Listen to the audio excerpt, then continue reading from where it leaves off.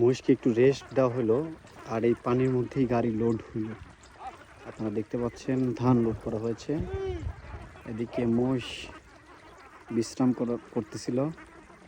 বিশ্রাম শেষ, এখন তার কাঁধে আবার জঙাল তুলে দেওয়া হবে। এখন এই পানির মধ্যে দিয়ে বেয়ে বেয়ে আসবে দুর্গম পথ, যেখানে ইঞ্জিন চালিত কোনো গাড়ি আসে না, সেই গাড়িতে এখন সেই রাস্তা দিয়ে এখন মহিষ যাবে। এপাশে আরেকটা গাড়ি, দুইটা গাড়ি রয়েছে।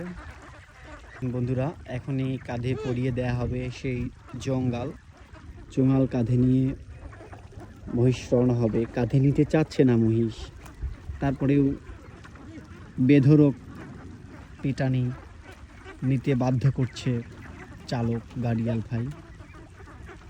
সম্ভবত এখনই পরিয়ে দিবে।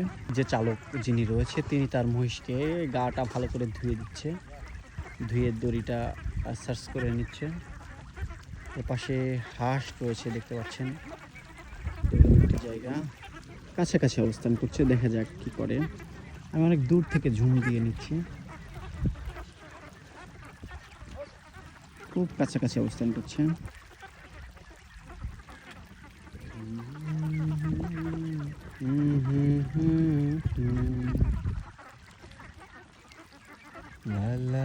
ছিল গাড়িয়াল, পরে খুঁজে পেয়েছে, মহিষকে সামনে নিয়ে যাচ্ছে। মহিষের গায়ে আল্লাহ এত শক্তি দিয়েছে।